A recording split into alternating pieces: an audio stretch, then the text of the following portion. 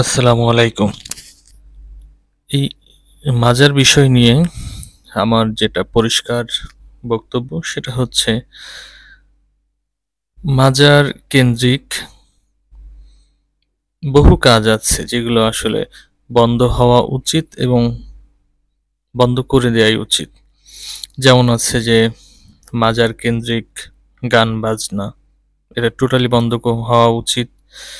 তারপরে মাদকের যে বিষয় অভিযোগ করা হয় সেই বিষয়টা। এরপরে হচ্ছে মাজার কেন্দ্রিক যে সমস্ত ব্যবসা, শিরক, সিজদা করা বা আরো অন্যান্য ধর্মীয় দিক দিয়ে যেগুলো আসলে নিষিদ্ধ, সেই সব জায়গায় সংস্কার হওয়া উচিত। কিন্তু মাজার আসলে ভেঙে দেওয়ার পক্ষে আমি না। কারণ মাজার কেন ভাঙতে হবে? যদি মাজারই ভাঙতে চান, তাহলে বিশ্বে বহু বহু মানে বড় বড় মানুষদের মাজার আছে। আমাদের প্রিয় নবীর, পৃথিবীর শ্রেষ্ঠ মানব, শ্রেষ্ঠ নবীর মাজার আছে। হজরত আলী রাজিয়াল্লাহু তাআলা আনহু তার মাজার আছে। এরপরে যত ইসলামিক স্কলার তাদেরও মাজার আছে।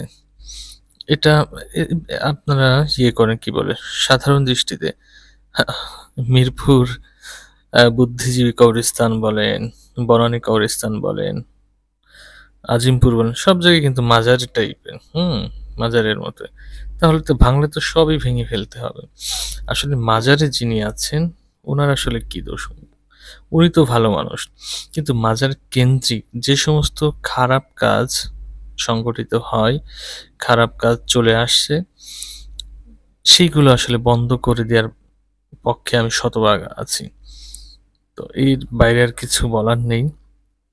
মাজার থাকবে, মাজার ছিল এবং মাজার আছে। মাজারের কোনো দোষ নাই, দোষ হচ্ছে এই সমস্ত মানুষদের।